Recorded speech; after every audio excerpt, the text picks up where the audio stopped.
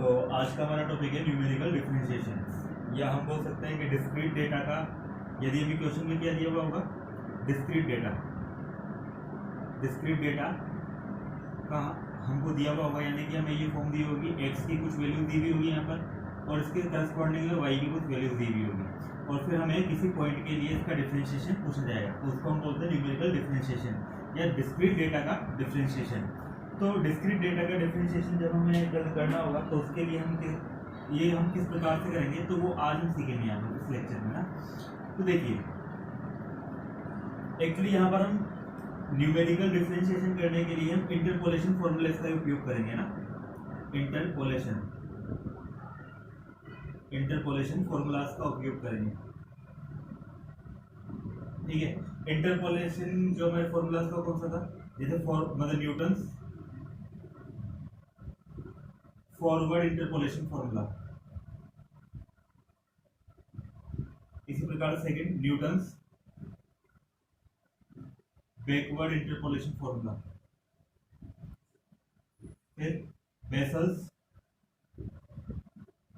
Central interpolation formula, and fourth divided difference है ना, divided difference formula. इन चार interpolation formula का उपयोग करते हुए हम यहाँ पर क्या करेंगे, न्यूमेरिकल डेटा का डिफरेंशिएशन करने की कोशिश करेंगे। तो देखिए, यहाँ पर सबसे पहले हमें ये पता होना चाहिए कि न्यूटन फॉरवर्ड मतलब जो इंटरपोलेशन फॉर्मूला होता है वो क्या होता है, न्यूटन बैकवर्ड इंटरपोलेशन फॉर्मूला क्या होता है, बेसल मतलब सेंट्रल इंटरपोलेशन फॉर्मूला क्या होता है, डिवाइडेड डिफरेंस फॉर्मूला क्या होता है। तो ये हमें पहले पता करना होगा, और जब हमें ये पता चला जाएगा फिर हम उसका डिफरेंशिएशन उसके बाद करेंगे ना। तो सबसे पहले हम देखते हैं कि एक्सप्रेशन क्या होता है इन इंटरपोलेशन फॉर्मूला का, है ना। तो सबसे पहले हम इस चीज को एक बार देख लेते हैं। देखिए, यदि हम बात करते हैं इसकी न्यूटन्स फॉरवर्ड इंटरपोलेशन फॉर्मूला, ठीक है, यदि हम इसकी बात करें तो यहाँ पर हमारे पास रिलेशन क्या होता है, y इक्वल टू, ठीक है, y equal to y nought plus u upon 1 factorial forward difference first order का y nought plus u into u minus 1 upon 2 factorial forward difference second order का, फिर प्लस अगली term, देखो first term में क्या है, u की power 0 थी, अगली टर्म में u, फिर अगली टर्म में u इंटू यू माइनस 1, तो अगली टर्म में क्या आएगा, u into u minus 1 into u minus 2 upon 2 factorial del cube y nought, और इस प्रकार से ये एक्सप्रेशन आगे इंक्रीज होता रहता है। तो यहाँ पर देखिए, यहाँ पर ये u upon 1 factorial u into u minus 1 upon 2 factorial है, तो हम इसको इस प्रकार से भी को डिफाइन कर सकते हैं, जैसे uc1, ठीक है, del y nought, uc2 del square y nought, uc3 actually यहाँ पे 3 फैक्टोरियल होगा ना, uc3 del cube y not. हम इसको इस प्रकार से भी शो कर सकते हैं, जब इसको एक्सपेंड करेंगे, है ना, जो आपके ये जो कॉम्बिनेशन है, इन कॉम्बिनेशन को जब हम एक्सपेंड करेंगे तो वापस से हमें यही टर्म प्राप्त हो जाएगी ना। तो ये हमारा न्यूटन्स फॉरवर्ड इंटरपोलेशन फॉर्मूला है, ठीक है। अब हम देखते हैं यहाँ पे न्यूटन्स बैकवर्ड इंटरपोलेशन फॉर्मूला क्या होगा। ये पहले एक बार हम इसी चीज को देख लेते हैं कि यहाँ पर जब इसका डिफरेंशिएशन करेंगे तो हमारे पास किस प्रकार से वैल्यू प्राप्त होगी ना। अच्छा, यहाँ पर देखिए, हमें क्वेश्चन में x और y की फॉर्म में मतलब आपको दिया हुआ होगा, जबकि ये फॉर्मूला किसकी फॉर्म में, एक नए वेरिएबल u की फॉर्म में। यहाँ में ये ध्यान रखना है कि u बराबर कितना होगा, x minus x not upon h, ठीक है। यहाँ x नॉट क्या है, x की हमें यहाँ पर कुछ वैल्यूज दी हुई होगी, y की कुछ वैल्यूज दी होगी, है ना। x की जो वैल्यूज दी हुई होगी यहाँ पर, है ना, इसके करस्पॉन्डिंग हमें y की यहाँ पर कुछ वैल्यूज दी हुई होगी। इस प्रकार से हमें यहाँ पे न्यूमेरिकल डेटा अवेलेबल होगा क्वेश्चन में, है ना। अब जो सबसे पहला यहाँ पर देखिए, एक चीज का ध्यान रखना, क्योंकि यहाँ पर अगर हमें न्यूटन फॉरवर्ड इंटरपोलेशन फॉर्मूला या बैकवर्ड इंटरपोलेशन फॉर्मूले का उपयोग करते हुए न्यूमेरिकल डिफरेंशिएशन करना है, तो उस केस की हमारी कंडीशन क्या है कि जो x की वैल्यू दी हुई होनी चाहिए वो क्या दी हुई होनी चाहिए, वो एक फिक्स डिफरेंस पे दी हुई होनी चाहिए ना, यानी कि फर्स्ट वैल्यू और सेकंड वैल्यू के बीच का डिफरेंस कितना होना चाहिए, h। इसी प्रकार से थर्ड और फोर्थ के बीच का डिफरेंस h h h, है ना।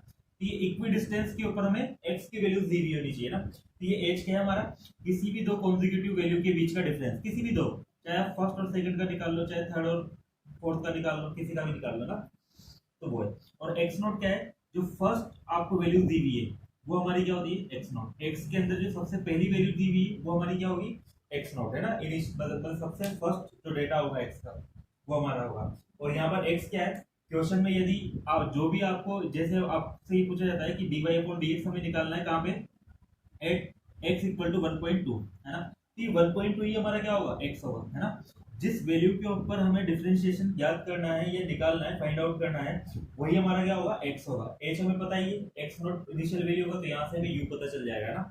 अब यहाँ पर हम इसी चीज का उपयोग करते हुए इसका डिफरेंशिएशन देखते हैं कि डिफरेंशिएशन हम किस प्रकार से निकालेंगे। देखिए हमारे पास एक्सप्रेशन है y का, है ना, कि y की इक्वेशन हमारे पास अवेलेबल है यहाँ पर, ठीक है।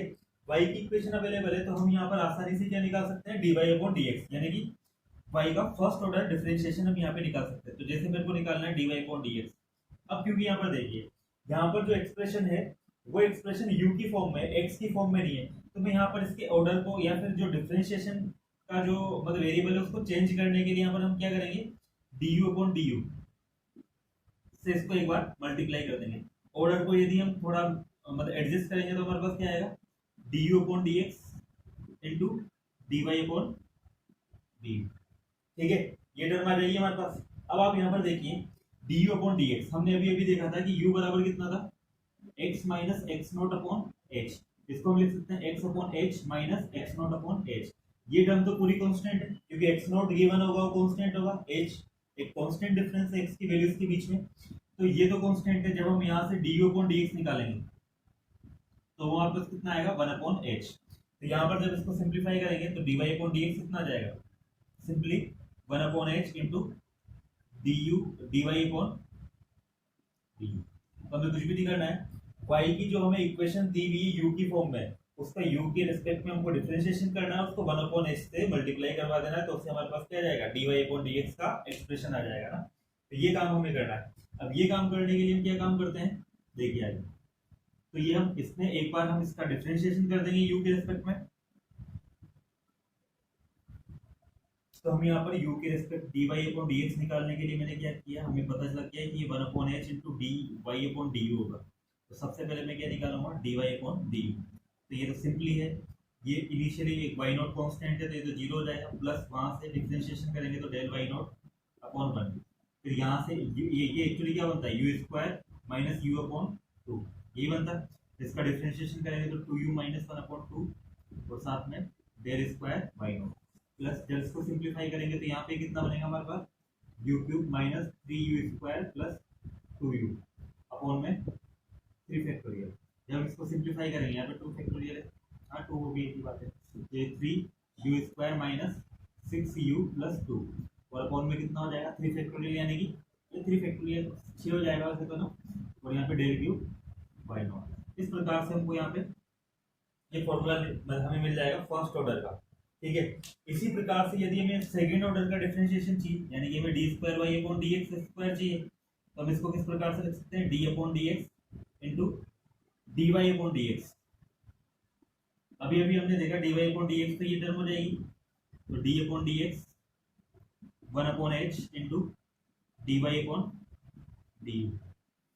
इसको वापस हम x के रिस्पेक्ट में इसका डिफरेंशिएशन निकाल सकते हैं, तो du से हम मल्टीप्लाई करवाएंगे इसको, तो du अपॉन dx यहाँ पर आ जाएगा, और साथ में अभी कितना आएगा d अपॉन du, और यहाँ पे 1 upon h into dy upon du। 1 upon h constant है, बाहर आ जाएगा। du अपॉन dx की वैल्यू भी कितनी होती है, 1 अपॉन h, अभी अभी हमने निकाल के देखी थी, तो यहाँ से टर्म कितनी आ जाएगी, 1 upon h square d square y upon du square. तो इसका मतलब समझ में आया, यदि हमें y का x के रिस्पेक्ट में 2 बार डिफरेंशिएशन करना है, तो एक्चुअली में क्या करना है, y का u के रिस्पेक्ट में 2 बार डिफरेंशिएशन करना है, और इस डिफरेंशिएशन को फिर मल्टीप्लाई करवाना है किससे, 1 अपॉन h स्क्वायर से, है ना। तो उस तरह से हमें d square y upon d, इसी प्रकार से हायर ऑर्डर के डिफरेंशिएशन भी हम यहाँ से पता कर सकते हैं, है ना। ठीक है, तो आई होप आपको ये चीज समझ में आ गई होगी, है ना। तो हमें यहाँ पर क्या करना है, हमें इनको याद नहीं रखना है, हमें फर्स्ट केवल न्यूटन फॉरवर्ड इंटरपोलेशन फॉर्मूले को याद रखना है, और वो आसान भी याद रखना है। फिर उसका सिंपली हमें एक बार, जितनी बार भी हमें डिफरेंशिएशन करना है उतनी बार हम उसका डिफरेंशिएशन वहां पे कर सकते हैं, ठीक है। अब इसी प्रकार से हम देखते हैं न्यूटन बैकवर्ड इंटरपोलेशन फॉर्मूला। ठीक है, न्यूटन बैकवर्ड इंटरपोलेशन फॉर्मूला।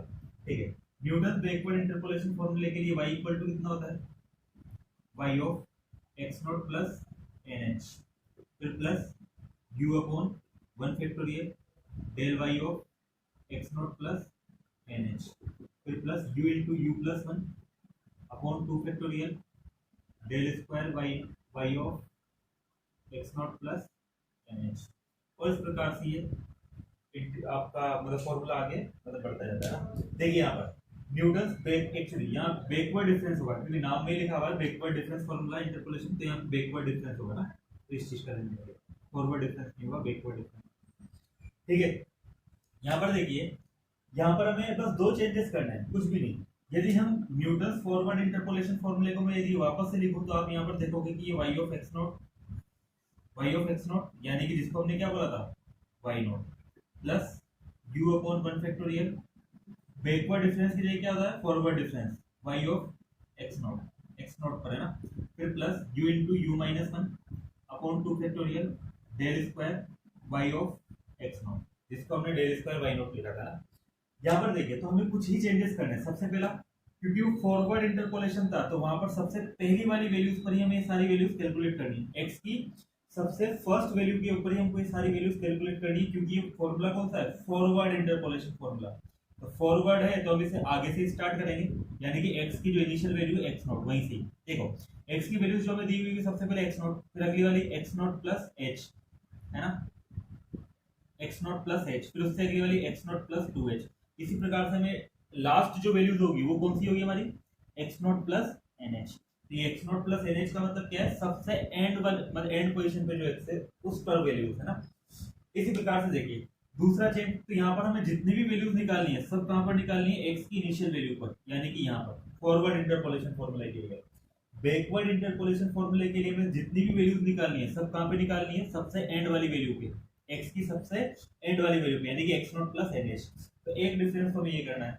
दूसरा डिफरेंस हमें दोनों में ध्यान रखना है, क्योंकि ये फॉरवर्ड इंटरपोलेशन फॉर्मूला है तो यहाँ पर हम फॉरवर्ड डिफरेंस का उपयोग में लेंगे ना, जितने भी ऑर्डर के डिफरेंस आएंगे वो सब किस ऑर्डर मतलब किस टाइप के होंगे, फॉरवर्ड होंगे ना। और क्योंकि ये बैकवर्ड इंटरपोलेशन फॉर्मूला है तो यहाँ पर हम बैकवर्ड डिफरेंस का उपयोग करते हैं। ठीक है, दूसरी जो तीसरा चेंज है यहाँ पे, तीसरा चेंज यहाँ पर ये कि यहाँ पे u इंटू यू माइनस 1 आएगा, अगली टर्म में u into u minus 1 into u minus 2 आएगा, जबकि यहाँ पर ये माइनस की जगह क्या होता है प्लस होता है। अगली टर्म में यहाँ पे क्या आती है u into u plus 1 into u plus 2 upon 3 factorial. इस प्रकार से चलता है ना।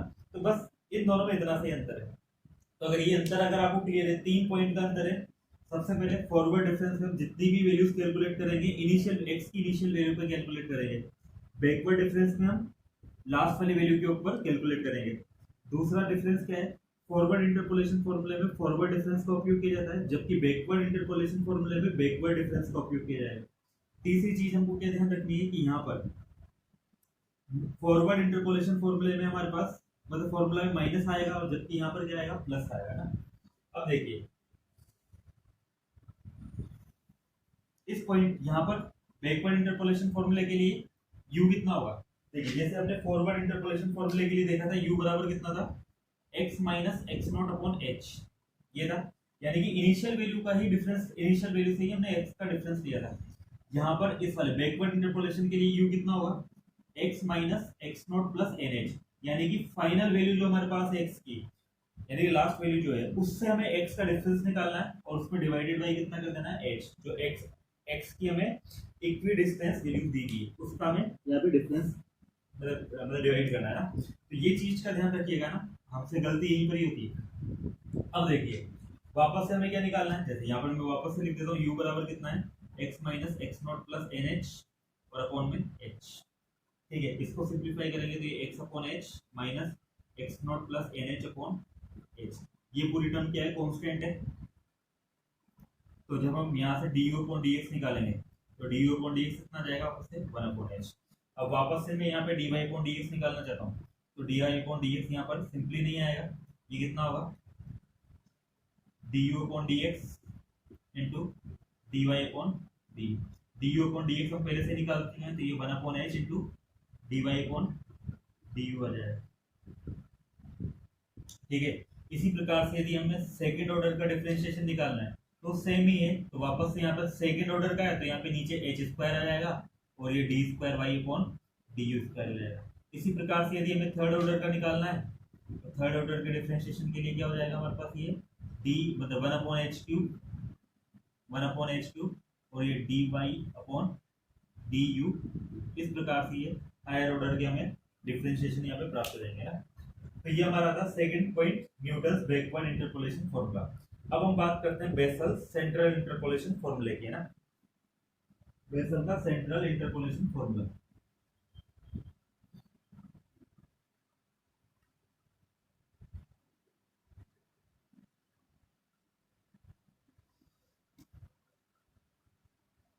तो देखिए बेसल सेंट्रल इंटरपोलेशन फॉर्मूला। तो देखिए हमें बेसल सेंट्रल इंटरपोलेशन फॉर्मूले के अकॉर्डिंग देखना है ना। तो यहाँ पे हमारे पास बेसल फॉर्मूला क्या होता है, y बराबर, ठीक है, y nought plus y one by to और बाहर हम मल्टीप्लाई कर देते हैं 1 से, फिर प्लस। देखिए अब यहाँ पर इस टर्म के अंदर जो बनता है ना, अच्छा चलो एक बार मैं यहाँ पे पूरा लिख देता हूँ फिर उसके बाद समझाता हूँ, इसको याद कैसे रखना है थोड़ा।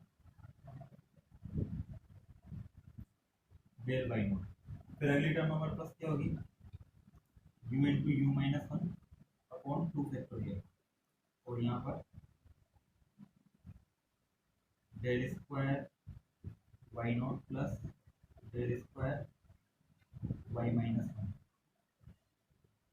ठीक है, और अपॉन में फिर अगले टर्म हमारे पास क्या होगी, you minus one by to u into u minus 1 and then upon में 3 factorial and del q y minus 1। फिर अगली टर्म हमारे पास क्या होगी, u plus 1 u minus 1 into u minus 2 और अपॉन में 4 factorial और यहाँ पर हमारे पास टर्म होगी del square y minus one, actually del square है del 4 y minus one plus del 4 y minus 2 और अपॉन में 2 और फिर plus u minus one by two u plus one u into u minus one into u minus two और upon में 5 factorial और यहाँ पर हमारे पास टर्म आ जाएगी डेल की पावर 5 y माइनस 2। तो इस प्रकार से हमारे पास ये टर्म आएगी, है ना। इसी प्रकार से आगे चल, अब देखो हमें यहाँ पे याद कैसे रखना है इस चीज, इस फॉर्मूले को हम याद किस प्रकार से रखेंगे। देखिए आप यहाँ पर ध्यान दीजिए, कुछ टर्म हमारे पास ऐसी होगी जिसमें हमारे मतलब डिफरेंस जो होगा यानी फॉरवर्ड डिफरेंस जो होगा वो किस ऑर्डर का होगा, ऑड ऑर्डर का होगा। ऑड ऑर्डर का यानी कि first order, third order, fifth order, है ना। इसी तरह से आगे सेवंथ ऑर्डर आएगा, इसी तरह से नाइन्थ ऑर्डर आएगा। और कुछ टर्म हमारी ऐसी होगी जिसमें हमारा डिफरेंस किस प्रकार का होगा, इवन ऑर्डर का, जैसे यहाँ पे 0 ऑर्डर का है, यहाँ पे 2 ऑर्डर का है, यहाँ पे 4 ऑर्डर का है। तो ध्यान रखिएगा जो हमारे इवन ऑर्डर वाले हमारे जो टर्म आएगी ना, जिसमें इवन ऑर्डर का डिफरेंस होगा, वो जो टर्म आएगी उसमें हमें दो डिफरेंस का एवरेज निकालना होगा। यानी कि जैसे यहाँ पर तो कोई टर्म ही नहीं है ना, तो यहाँ पर देखिए यहाँ पर हमने क्या किया, वाई नॉट और मतलब यहाँ वाई माइनस वन के ऊपर जो हमारा सेकंड ऑर्डर का फॉरवर्ड डिफरेंस था हमने उसका क्या निकाला है, एवरेज। अगली टर्म में हमने क्या करा, देखिए यहाँ पे वाई नॉट और वाई माइनस वन का निकाला। अगली टर्म में क्या हम किसका निकालेंगे, एक तो मतलब वाई माइनस वन का, है ना। देखो वाई नॉट और वाई माइनस वन, तो इन दोनों की जो छोटा ही वो टर्म वापस से आ जाएगी वाई माइनस वन और इससे छोटी टर्म वापस से वाई माइनस टू। ये फोर्थ ऑर्डर का जो फॉरवर्ड डिफरेंस है उनका हम क्या निकालेंगे, औसत। अगली टर्म में क्या आता, अगली टर्म में हमारे पास आता है यहाँ पे, इसमें देखिए पहले से टर्म इसके अंदर छोटी टर्म कौन सी है, वाई माइनस टू, तो डेल की पावर 6 वाई माइनस टू, फिर प्लस इससे एक टर्म और छोटी यानी कि डेल की पावर 6 वाई माइनस 3 और अपॉन में कितना आता है 2। इस तरह से हमारे पास टर्म रिपीट होती है ना। अब यहाँ पर देखिए और इसके आगे जो कोफिशिएंट होगा वो क्या होगा, देखिए सबसे पहले वाला कोफिशिएंट में कितना है 1, है ना। अब यहाँ पर कितना टर्म होगा, u into u minus one. अगले वाले में कितना होगा, देखो u, अगर जैसे मैं यहाँ पे ये लिख दूँ और यहाँ पे u आ गया है ना, और u माइनस वन कहाँ पर होगा, u प्लस वन, फिर u माइनस टू, फिर u प्लस टू, इस प्रकार से करता जाएगा। तो यहाँ पर देखिए वन आ गया, अगले वाले में क्या आया, u into u minus one है ना, u into u minus one. ठीक है, अगले टर्म में क्या आएगा, देखो दो दो टर्म में यहाँ बढ़ानी, यहाँ पर एक भी टर्म ली थी और यहाँ पे दो एक्सप्रेशन है, अगले वाले में चार एक्सप्रेशन होंगे, तो दो एक्सप्रेशन तो वही देंगे, u into u minus one, u ले लिया, u माइनस वन ले लिया, तो हम यहाँ से उसके बाद u प्लस वन भी लेंगे, फिर क्या लेंगे, u माइनस टू भी लेंगे ना, तो u माइनस टू, तो देखिए u minus one, u plus one और फिर u माइनस टू, ये चार टर्म हमने इस प्रकार से ले ली, और अपॉन में 4 फैक्टोरियल आ जाएगा, यहाँ पे 2 फैक्टोरियल था। इसी प्रकार से यदि हम 6 नंबर ऑर्डर वाली टर्म निकालेंगे, तो देखिए चार टर्म तुम्हारे पास पहले से ही कौन सी, u, u minus one, u plus one, u minus two, फिर उसके बाद u प्लस टू लेंगे और u माइनस थ्री लेंगे ना, तो यहाँ पर हमारे पास टर्म कितनी हो जाएगी, u, u, u minus one, u plus one, u minus two, u plus two, एक दो तीन चार पांच, फिर एक और टर्म लेते हैं यहाँ पे u माइनस थ्री, इस तरह से, और अपॉन में कितना हो जाएगा, 6 फैक्टोरियल। तो ये हमारे इस प्रकार से हमारे इवन डिफरेंस वाली टर्म्स आएगी। ओल्ड डिफरेंस वाली टर्म में हमें कुछ भी नहीं करना है, यदि हम कोएफिशिएंट देखेंगे तो इससे ठीक पहले वाली जो आपकी टर्म है उसमें जो भी कोएफिशिएंट है उसमें हम किससे मल्टीप्लाई कर रहे हैं, u minus one by to से। देखिए यहाँ पे कोएफिशिएंट वन था तो इसको मैंने किससे मल्टीप्लाई कर दिया, वन को u minus one by to से। यहाँ कोएफिशिएंट ये वाला था u into u minus one है ना, तो अगली टर्म में यहाँ पर कितना हो जाएगा, u into u minus one को मैंने मल्टीप्लाई करवा दिया u minus one upon to से, क्योंकि ये थर्ड टर्म है तो अपॉन में 3 फैक्टोरियल आ जाएगा, यानी कि थर्ड डिफरेंस है तो अपॉन में 3 फैक्टोरियल। ठीक है, इसी प्रकार से पांचवी टर्म के अंदर क्या हो गया, चौथी टर्म में जो आपके पास ये था coefficient u plus one into u minus one into u minus to, तो इसको मैं किससे मल्टीप्लाई कर दूंगा, u minus one by to से, और अपॉन में 5 फैक्टोरियल। इसी प्रकार से जो सेवंथ टर्म होगी उसमें कितना होगा कोएफिशिएंट, u माइनस टू, यानी कि u माइनस एक बटा दो इससे मल्टीप्लाई हो जाएगा। ठीक है, और u minus one, u plus one, u minus two, u plus two और u माइनस थ्री, ये टर्म एज इट इज यहाँ 6 फैक्टोरियल के लिए 7 फैक्टोरियल हो जाएगा ना। अब देखिए आप ऑर्डर किए ना, जो हमारा फॉरवर्ड डिफरेंस है, क्योंकि ये फर्स्ट आपका मतलब जैसे फॉरवर्ड डिफरेंस है तो इसके अपॉन में कितना आएगा, 1 फैक्टोरियल, तो यहाँ पर अपॉन में कितना आ जाएगा, 1 फैक्टोरियल। थर्ड ऑर्डर का है तो अपॉन में 3 फैक्टोरियल, फिफ्थ ऑर्डर का है तो अपॉन में 5 फैक्टोरियल, यहाँ पे सेवंथ ऑर्डर का होता तो यहाँ पर हमारे पास कितना होता है, अपॉन में 7 फैक्टोरियल। दूसरी चीज देखिए, सबसे पहले में अपन वैल्यू लेंगे y नोट पे, फिर अगले वाले में माइनस वन पे, फिर अगले वाले में माइनस टू पे, फिर सेवंथ वाले में माइनस थ्री पे। इस तरीके से हमारा फॉर्मूला आपका मतलब इस प्रकार से चलता रहेगा फॉर्मूला, है ना। ये बात समझ में आ गई है हमारे पास। अब ये बात हमें समझ में आ गई है तो हम यहाँ पर क्या कर सकते हैं इसको, अच्छा यहाँ पे u, मैं इस फॉर्मूले को दोबारा एक बार शॉर्ट पे लिख देता हूँ, इसमें तो पूरा बोर्ड ही भर गया ना, तो पूरा एक बार दोबारा इसको मैं लिखता हूँ और फिर उसके बाद देखते हैं u का मतलब यहाँ पर क्या है ना। देखिए y बराबर हमारे पास कितना होगा, y note plus y one divided by two, इसका कोएफिशिएंट वन था तो अगली वाली टर्म कितनी होगी, जो भी आपका यहाँ पे कोएफिशिएंट है उसको u minus one by to से मल्टीप्लाई कर देंगे, अपॉन में 1 फैक्टोरियल आ जाएगा और यहाँ पे डेल y नोट आ जाएगा। ठीक है, फिर अगली टर्म क्या होगी, यहाँ पे केवल वन था तो अगले में कितना हो जाएगा, u into u minus one upon में 2 फैक्टोरियल। इवन ऑर्डर वाली टर्म आएगी तो यानी कि यहाँ पर हम क्या करेंगे, डेल स्क्वायर पहले से जो था हमारे पास, यहाँ पर देखिए यहाँ पे डेल स्क्वायर वाई नोट और इससे एक छोटा del square y minus one और अपॉन में 2। ठीक है, फिर अगली टर्म क्या आएगी, ऑड ऑर्डर वाली आएगी, तो ऑड ऑर्डर में हम क्या करेंगे, u minus one by to से मल्टीप्लाई कर देंगे, u माइनस वन और अपॉन में 3 फैक्टोरियल। यहाँ पे डेल वाई नोट आ चुका था तो अब यहाँ पे क्या आएगा, डेल क्यूब माइनस वन। ठीक है, अगली टर्म क्या आएगी, इवन ऑर्डर वाली आ रही है तो यहाँ पे u into u minus one है, दो टर्म और आएगी u into u minus one into u plus one, एक इधर की आई, u के एक इधर की आई, फिर एक इधर की, फिर एक इधर की, फिर एक इधर की, है ना। तो अगली टर्म कितनी आएगी, u माइनस टू और अपॉन में 4 फैक्टोरियल, और यहाँ पे टर्म कितनी आएगी, डेल की पावर 4।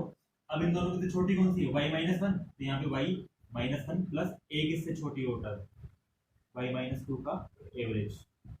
इस प्रकार से हमारे पास टर्म चलती जाएगी। अब यहाँ पर u का मतलब क्या है, देखिए यदि हमें x और y की वैल्यूज यहाँ पर इस प्रकार से दी हुई है, ठीक है, x और y हमें यहाँ पे इस प्रकार से दिया हुआ है। अब जिस पॉइंट के ऊपर, जैसे मुझे x बराबर 1.2 पर क्या निकालना है, dy अपॉन dx निकालना है। अब मेरे को ये चीज देखनी पड़ेगी कि जिस वैल्यू के ऊपर मुझे डिफरेंशिएशन निकालना है वो वैल्यू x की किस वैल्यू के नियर है। जैसे मान लेता हूँ ये इस वाली वैल्यू के नियर था 1.2, इस वाली वैल्यू मतलब ये जैसे मैंने मान लिया ये कितना है, ये 1 है ना, ये कितना है यहाँ पे x इक्वल टू कितना लिया है 1, तो 1.2 इस 1 के बराबर है, तो यही वाली हमारी वैल्यू कितनी हो जाएगी, यहीं पर हमारा क्या हो जाएगा ये u, यदि हम इसके लिए u की वैल्यू लिखेंगे तो ये u इक्वल टू यहाँ पे कितना होगा 0, ऊपर वाली -1 नीचे वाली +1, फिर ऊपर वाली -2 नीचे वाली +2, फिर ऊपर वाली -3 नीचे वाली +2। तो जहां पर भी देखो जैसे यहाँ पे डेल वाई नॉट हमें यहाँ पे निकालना है तो हमें इस वैल्यू के करस्पॉन्डिंग डेल वाई नॉट निकालना है, डेल स्क्वायर -1 निकालना है तो हमें इस वाली वैल्यू के आपके करस्पॉन्डिंग डेल स्क्वायर -1 निकालना है, डेल डेल की पावर 4 -2 निकालना है तो हमें वो इस वाली वैल्यू के करस्पॉन्डिंग निकालना पड़ेगा ना।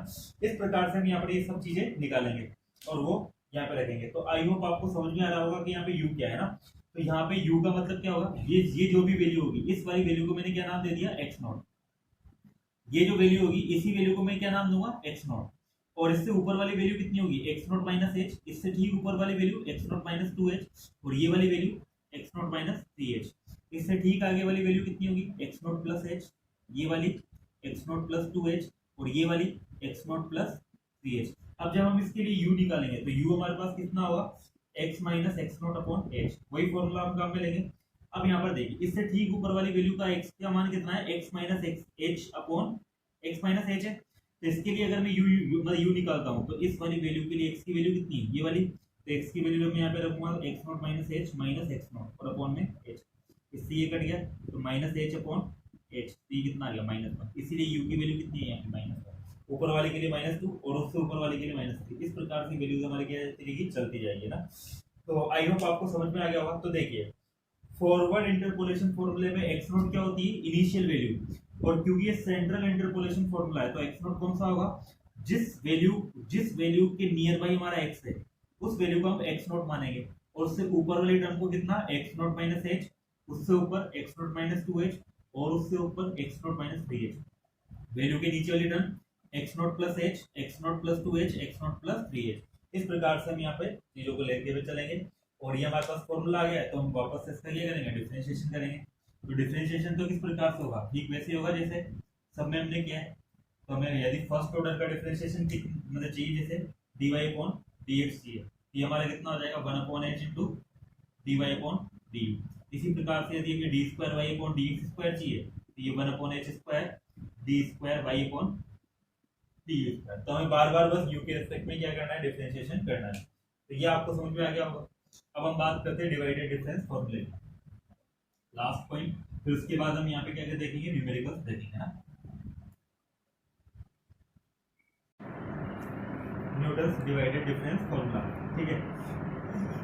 देखिए ये फॉर्मूला हमें सीधा ही x के फॉर्म में होता है ना, मतलब अच्छा इस फॉर्मूले का उपयोग कब किया जाता है, देखिए इससे पिछले जो अपने 3 फॉर्मूले देखे थे इंटरपोलेशन के और डिफरेंशिएशन के लिए हमने जो देखे थे उसमें x और y की जो वैल्यूज दी हुई होगी, तो इसमें जो x की वैल्यूज दी हुई होगी वो इक्वी डिस्टेंस पॉइंट पर दी हुई होगी, यानी कि दो कॉन्जिक्यूटिव वैल्यूज के बीच का जो डिफरेंस होगा वो हमेशा सेम रहेगा, जिसको हमने कितना बोला था h। लेकिन यदि हमें डेटा इस प्रकार से दिया हुआ है कि x की वैल्यू इक्वी डिस्टेंस ना हो, यानी कि हर दो कॉन्जिक्यूटिव x की वैल्यूज के बीच का डिफरेंस सेम ना हो, तो उस वाले केस में हम किसका उपयोग करते हैं, न्यूटन डिवाइडेड डिफरेंस फॉर्मूले का हम यहाँ पर उपयोग करते हैं ना।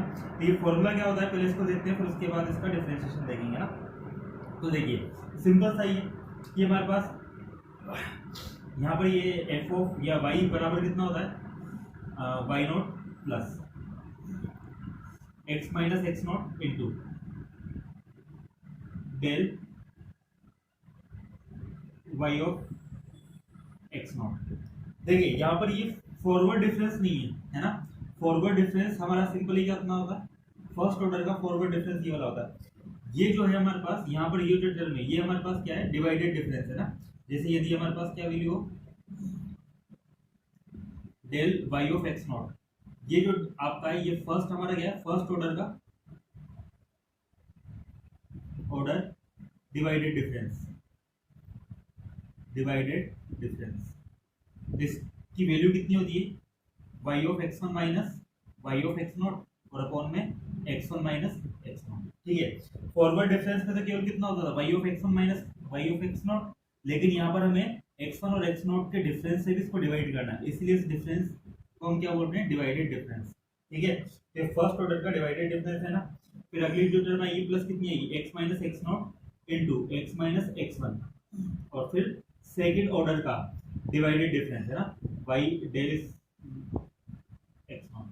ठीक है, अब इसी प्रकार से सेकेंड ऑर्डर का जो डिवाइडेड डिफरेंस होगा ये किसके बराबर होगा, ये बराबर होगा हमारे फर्स्ट ऑर्डर के डिवाइडेड डिफरेंस, यानी कि x1 minus y of x not और अपॉन में x2 माइनस x1।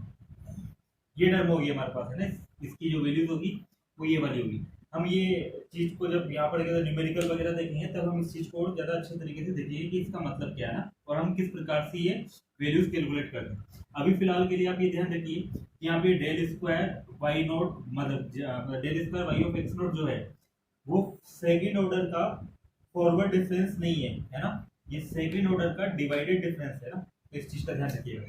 फिर अगली जो टर्म आएगी प्लस कितना आएगा, x minus x nought into x minus x one into x minus x two, तीन टर्म आ गई, तो डिवाइडेड डिफरेंस भी कितने ऑर्डर का होगा, तीन ऑर्डर का है ना। इस प्रकार से टर्म लगातार चलती जाएगी। ठीक है, ये टर्म हमारे पास है। अब इसका यदि हमें डिफरेंशिएशन करना है तो हम सीधा ही इसका क्या कर देंगे, डिफरेंशिएशन। इसका डिफरेंशिएशन होगा तो वन हो जाएगा, तो फर्स्ट हमें फिर प्लस, यहाँ से डिफरेंशिएशन करेंगे तो 2x minus x not plus x one, तो ये टर्म मिलेगी हमें ओवरऑल, और यहाँ पे y ऑफ एक्स वन। फिर जब यहाँ से हम डिफरेंशिएशन करेंगे तो हमारे पास कितनी आएगी term, 3x square minus twice of x naught x one plus x two x, फिर plus x naught x one plus x one x two plus x naught x two, और साथ में इनटू में कितना रहेगा एक्स डिफरेंशिएशन में ये term आ जाएगी, और साथ में कितना रहेगा del square del cube of y of x nought. इस प्रकार से हमारे पास ये डिफरेंशिएशन चलता जाएगा। यदि हमें एक और बार इसका डिफरेंशिएशन करना है कि सेकंड ऑर्डर का, तो ये टर्म जीरो, यहाँ पे 2 इंटू में मल्टीप्लाइड में ये, जब इसका डिफरेंशिएशन होगा तो 6x minus twice of x not plus x one plus x two, और ये टर्म भी वापस से जीरो। तो इस प्रकार से हम कितने भी ऑर्डर का यहाँ पे डिफरेंशिएशन कैलकुलेट कर सकते हैं। तो ध्यान रखिएगा, न्यूटन डिवाइडेड डिफरेंस फॉर्मूले का उपयोग हम तब करेंगे जब, वैसे तो कहीं भी कर सकते हैं लेकिन हम इसका जनरली उपयोग कब करते हैं, जब x की वैल्यू इक्वी डिस्टेंस पॉइंट पर ना हो करते हैं, और यदि x की वैल्यू इक्वी डिस्टेंस है तो उस वाले केस में हम पिछले जो तीन मेथड हमने देखे उसका उपयोग करेंगे। तो ये है, तो नेक्स्ट क्लास में हम इन्हीं मेथड्स के ऊपर कुछ क्वेश्चंस करके देखेंगे। तो तब तक के लिए थैंक यू।